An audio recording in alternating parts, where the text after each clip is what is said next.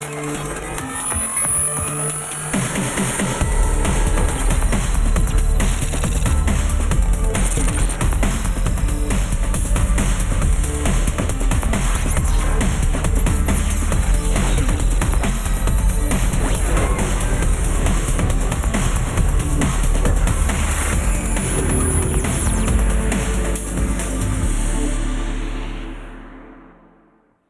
there everybody, welcome to this week's edition of The Verdict, where we are going to analyse 6 races from around the country. We will take you to Salisbury, we'll go to Thirsk and to Newmarket and Newbury as well. Lots to look at and lots of figures for you to disseminate from the course track sectionals. So let's have a look at Salisbury last week. It was one of their big meetings, and the big race was the 410, the Sovereign Stakes, where we had a dead heat between Mighty Ulysses and Embesto, and a good time as well. They dipped under standard, 1:39.46, 1:39 was the standard, and that was the best time on an excellent Salisbury card. Those times suggesting that the ground was definitely good, maybe a slightly bit quicker. So we concentrate on the 410. A very good contest, the Tattersall Sovereign Stakes, Group 3, 1 mile, Embesto 10 to 11, quite strong in the market, certainly stronger than Mighty Ulysses, who promised to be better for his seasonal reappearance last time up at Ascot. He was 3 to 1 from 5 to 2, Regal Reality, a 6 to 1 shot, Chichester 7s, and Dancing Magic, a big outsider here, the 20 to 1 shot. So this is what happened there in this race at Salisbury. A dead heat between Embesto and Mighty Ulysses, the two that were prominent in the market. Embesto came out of stall number 4, Mighty Ulysses came from 2, and Regal Reality finished back in 3rd place. At this stage of the race, if we just stop it there, we've got Mighty Ulysses. We'll put the 1 next to Mighty Ulysses, and we'll stick a 1 there because they've dead heated these two. Embesto just tracking him in behind. Mighty Ulysses fitted with cheek pieces for the first time, and he had the benefit of racing against the rail as well. I think jockey on board Hugh Murphy wanted to make all of the running, but the big outsider got to the front, and they fired along at pretty even fractions here. The finishing speed percentage for Mighty Ulysses was 101.42.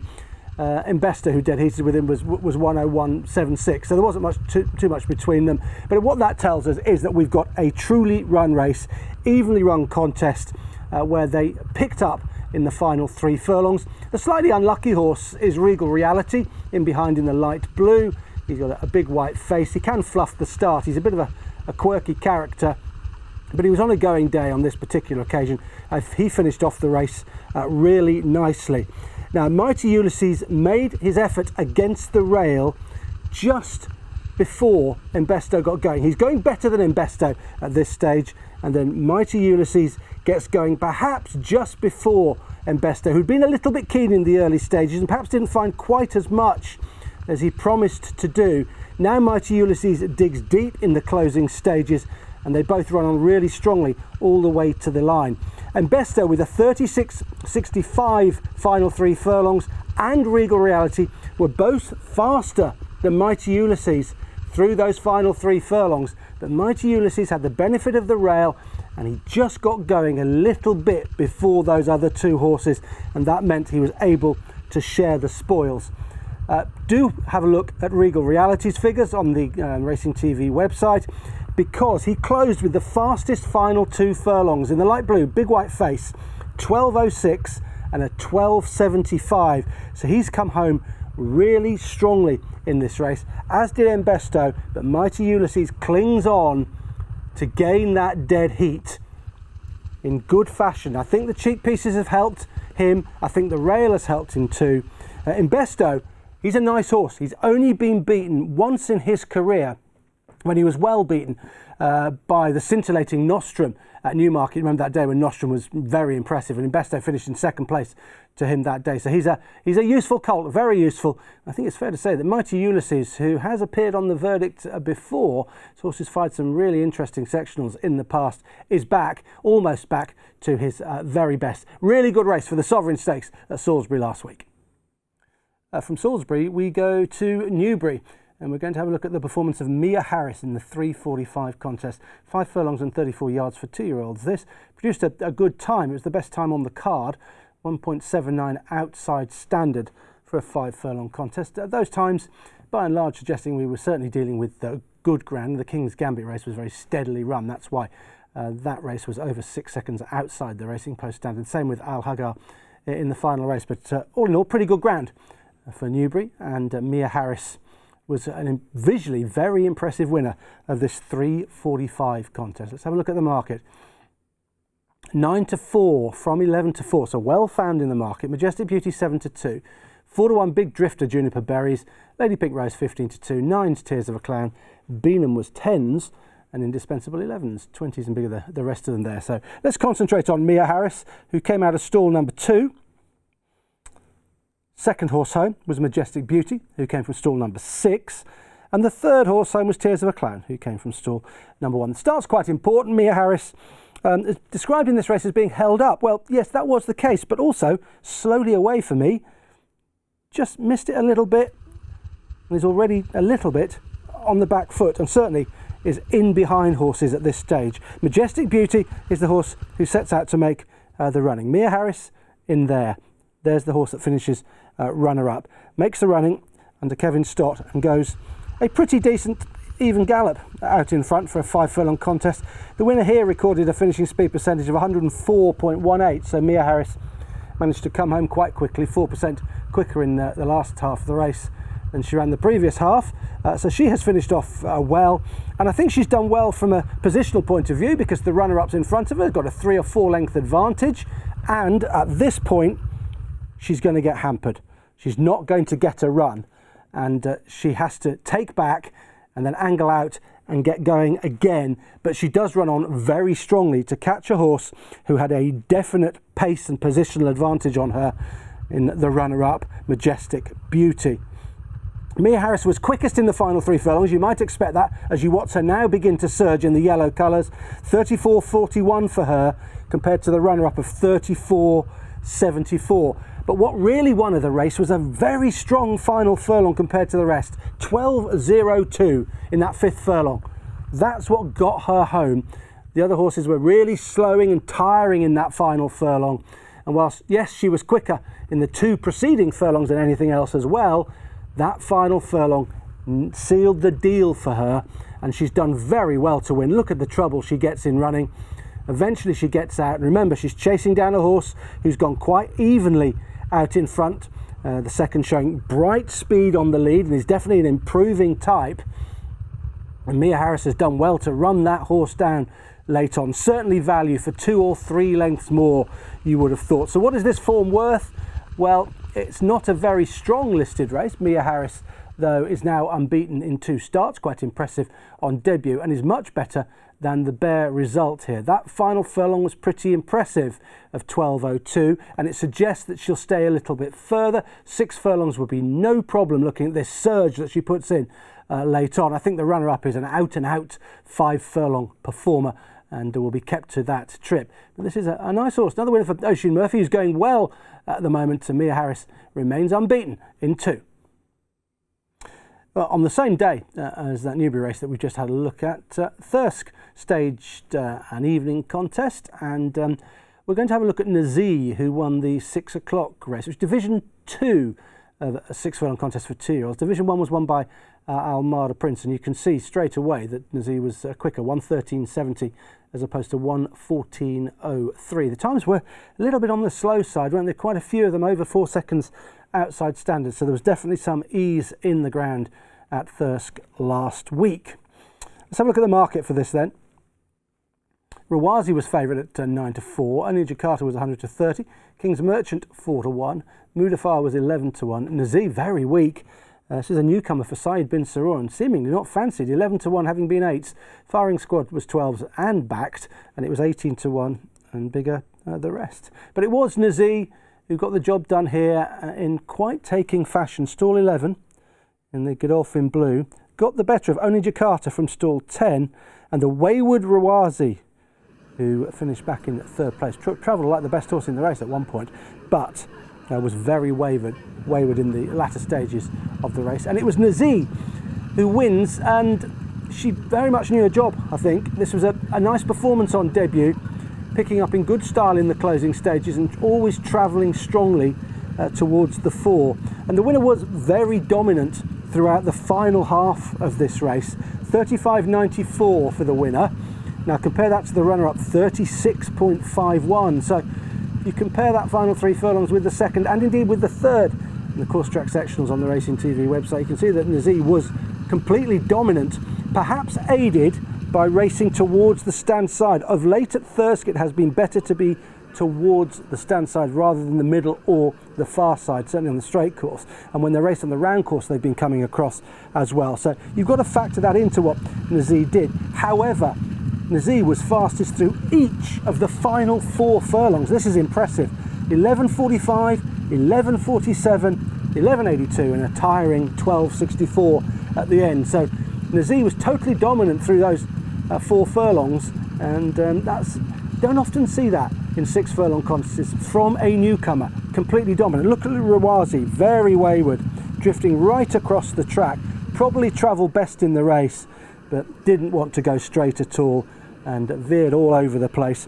The winner was always prominent, the finishing speed percentage 102.52, so this was quite an evenly run contest, and Nazee was able to run out quite a ready winner in the end. Although Alistair Rawlinson, who was on board, I felt did give this horse quite a hard race. It wasn't what I would call a sympathetic ride. He was determined to make this horse do its best, and I think it's obvious that Nazee has done plenty at home and knew the job in hand. You can see that Alistair Rawlinson does use the whip a few times, but Nazee responds. Rawazi runs all over the place. The second horse came home quite well, only in Jakarta, looked quite green, ran around a little bit in the closing stages. But the final time was good compared to the other division, as we highlighted earlier on, and that makes Nazee quite a useful prospect, I think, going forward. And those 4 furlongs from a newcomer were very good, faster than anything else in the race, completely dominant for 4 of the 6 furlongs, and for that reason this horse should probably go in your Racing TV track. I'm not sure where they'll go next. Just a one caveat: the first and the second were drawn 11 and 10, and the winner raced down the stand side, which is where you want it to be. But the numbers, rather than your eye, tell us that Nazee was completely and utterly dominant in that Thirsk contest. Okay, let's go to Newbury on Saturday. Geoffrey Freer Day, and that was the first race on the card that was won by Arrest, 2:53.79 over a mile and 5 furlongs, 5.49 outside the standard. And there were some good winners on the card in Greek Order as well, who's going to feature in the Verdict 2. Won the last mile and a quarter contest in 2:08.98. Best time on the card was put up by Witch Hunter, the 3:35 contest, racing which Chindit was a little bit disappointing. But I want to have a look at the Geoffrey Freer and the success of Arrest, because this horse is now very much in the market for the St Leger following this win. He was 6-5 on to win, and Klondike was 9-2. Kamari was 7-1, 9-1 Jack Darcy, Shandor's 12s, and then it was 20s Ching Shi, and Louisa Casati was 25-1, and it was Arrest who makes every yard of the running here, and it's a very good ride from Dettori. Stall 8, beating Ching Shi from 5, Shandor's from 7 back in third. Awkward angle, so we won't highlight the stalls, but we'll pick them out in the run. Arrest kept wide by Dettori earlier on, who was determined to get to the front. And here he's already got a huge positional advantage over the runner-up. Dettori staying wide, and there's the second, Ching Shi.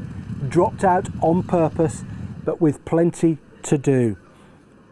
Dettori bowling along in front. His first 4 furlongs, he was the quickest in the race, telling us, I think, that Dettori was determined to get to the front on Arrest. This is a galloping horse, a horse who just keeps on rolling, and I think he wanted to make sure he got the lead, and that's exactly what he did. He stayed out wide for a while, he didn't get taken on, he didn't get eyeballed, but he's going to edge across, and once he gets across, he will find himself in the lead, and thereon he can dictate the gallop and do what he wants.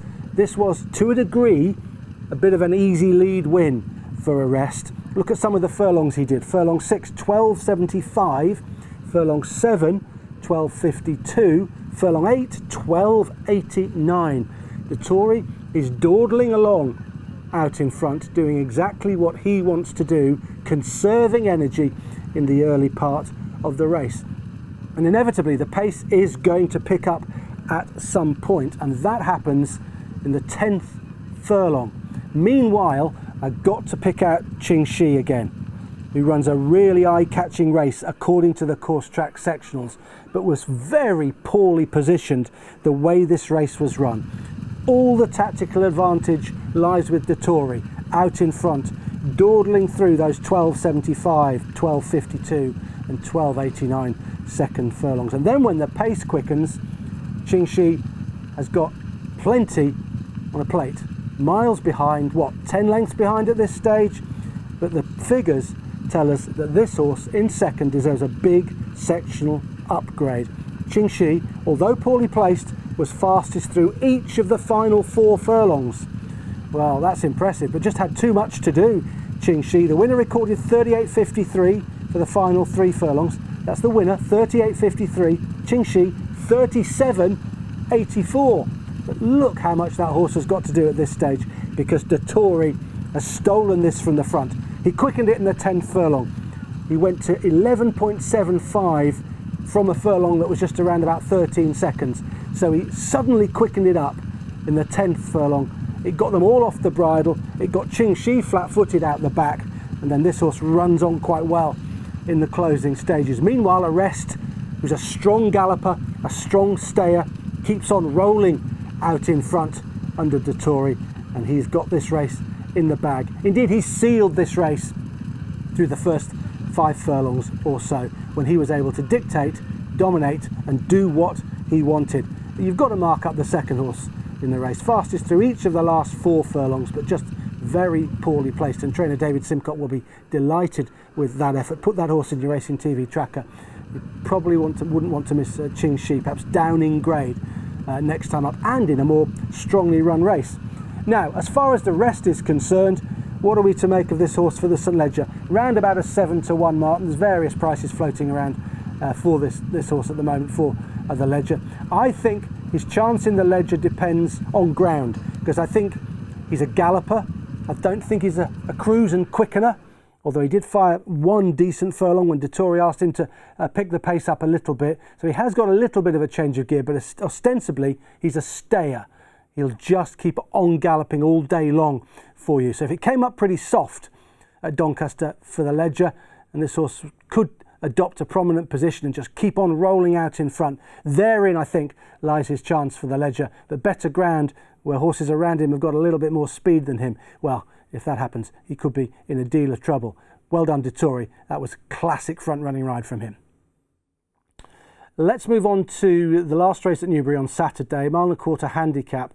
And let's look at the performance of Greek Order, who was the 9-4 favourite for this contest. It was 4-1 Imperial Emperor, Tony Montana was 4s, 6-1 Cracks King, Rogue C 17-2 and 11s, and bigger the rest. Greek Order, though, the winner. And how? What a taking performance this is. There will not be many better handicapped horses in the country than this fella, and I can see him making it into pattern company eventually at some point through his career. He's now won the only 2 handicaps that he has competed in, and he is a very good horse for me. He is miles ahead of his mark, and I think there's a lot more to come from him. He won this off a mark of 76. I think he's a 100 horse all day long, and maybe better than that.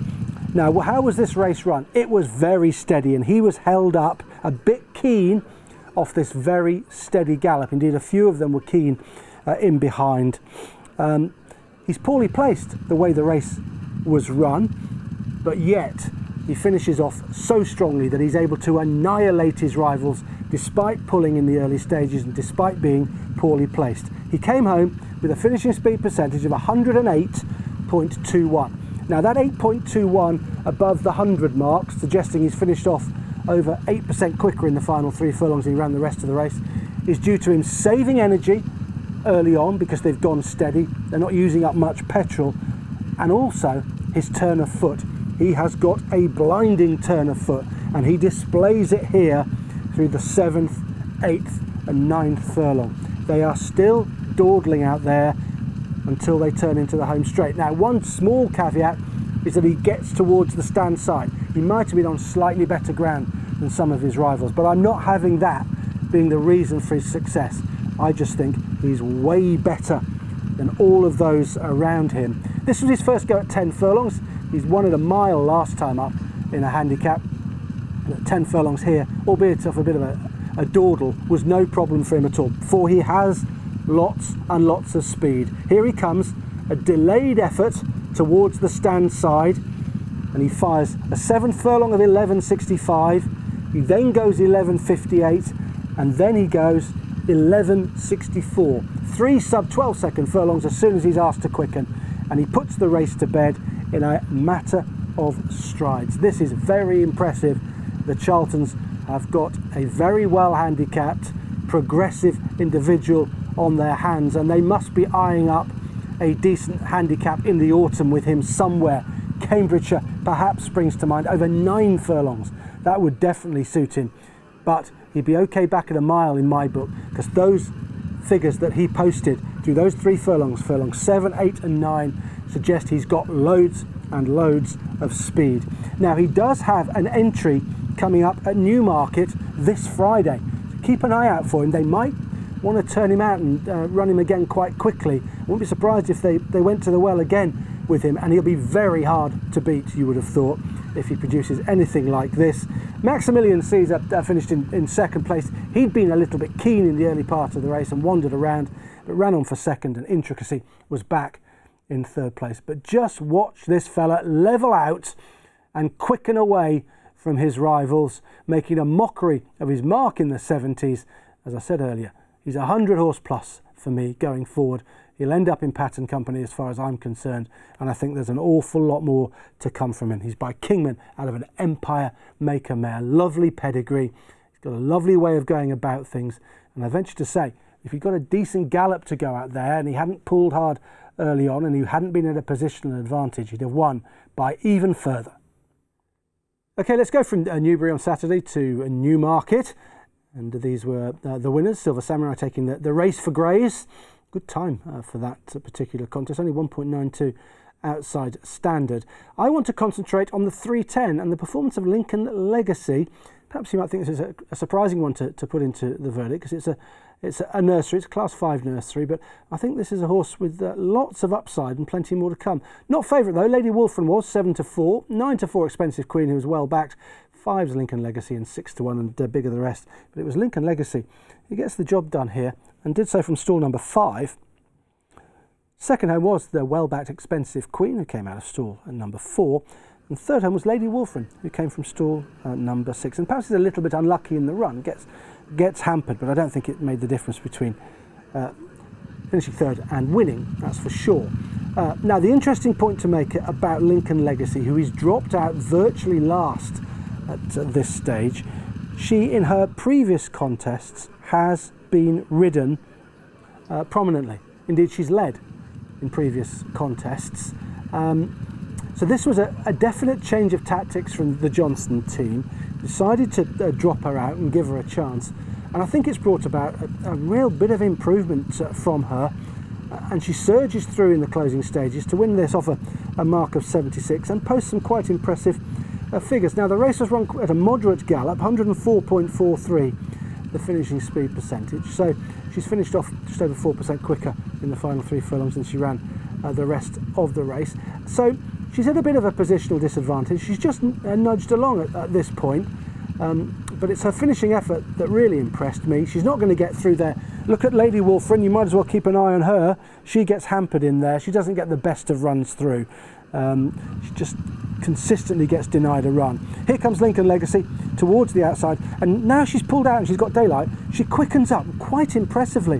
5th furlong, 11.17. Then the 6th furlong, 11.27. So she's fired 2 really quick furlongs to get to Expensive Queen, surge past the hampered Lady Wolfram, and then she's run on well in the closing stages, despite wanting to lug to her left.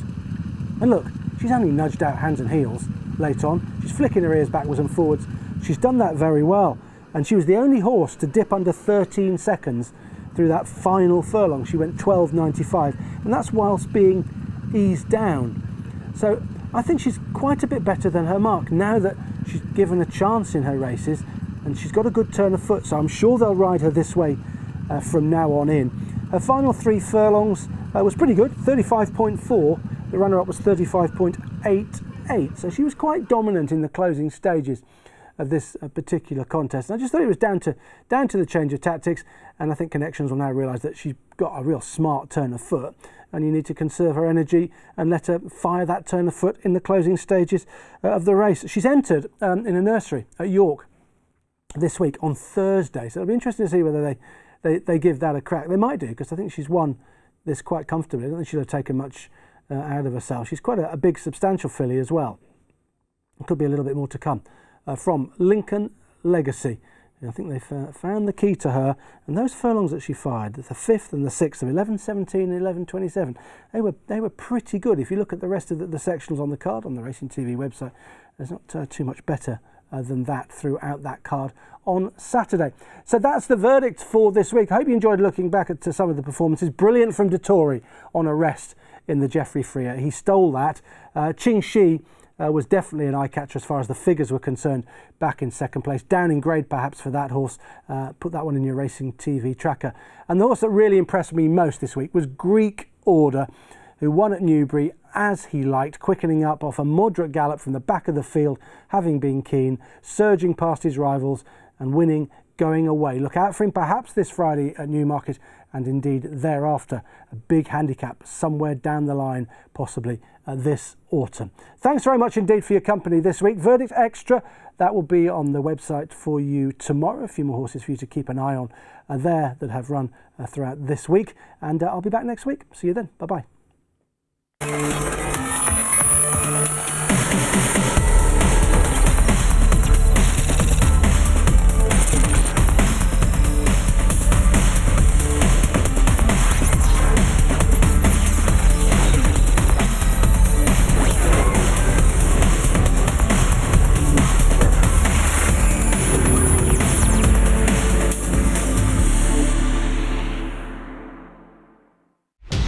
Watch live racing now on racingtv.com.